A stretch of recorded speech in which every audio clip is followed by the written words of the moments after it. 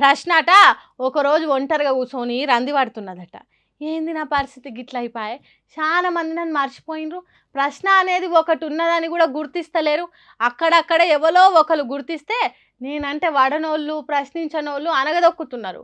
అన్యాయం జరిగినా, అజ్ఞానం పెరిగినా, దోపిడీలు దొరతనాలు ఎక్కువైనా పుట్టుకొచ్చే నన్ను పూరిట్లనే చంపుతున్నారు. హాగో అట్లా చేసిండ్రు ఇక్కడ. రావడానికి పూర్వం 2014లో మైనారిటీ స్కూల్స్ దానికి సంబంధించి బడ్జెట్ 200 కోట్ల రూపాయలు ఉండే, అది ఈ రోజు 2000 కోట్ల రూపాయలు కేసీఆర్ గారు దిగిపోయేసరికి that is one thing what it it. ఎన్ని రివ్యూ, ఒక 1000 గురుకులాలు కట్టించిండు వితౌట్ ఎనీ రివ్యూ.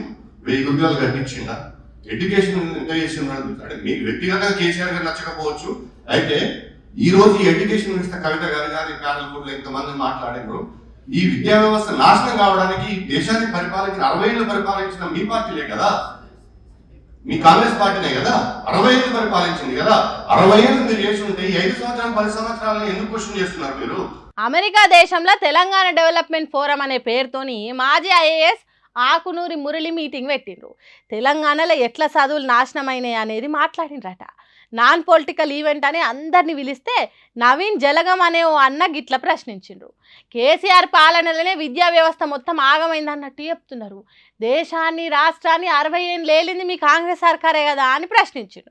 అట్లా ప్రశ్న పురుడు పోసుకుంటున్నదో లేదో ఆ ప్రశ్నను చంపేతానికి చుట్టుమంది చేరిండ్రు.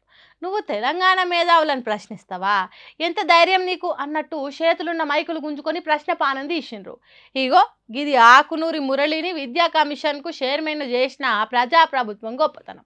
ఇగో గిది ఆకునూరి మురళి అమెరికా దేశంలో పెట్టిన తెలంగాణ డెవలప్మెంట్ ఫోరం చర్చల ఫలితం. అడిగిన దానికి సమాధానం చెప్పుడు కాదు, చేతుల నుంచి మైకు గుంజుకునుడే అస్సలైన ప్రజాపాలన. కేసీఆర్ మీద కోపం ఉంటే ఉంచుకోండి, కానీ 10 ఏళ్లల్లో తెలంగాణలో బాగైన విద్యా వ్యవస్థ అవస్థల పాలైందనే అబద్ధాలు చెప్పకుండా అని అడుగుతుంటే గిట్ల చేసిండ్రు.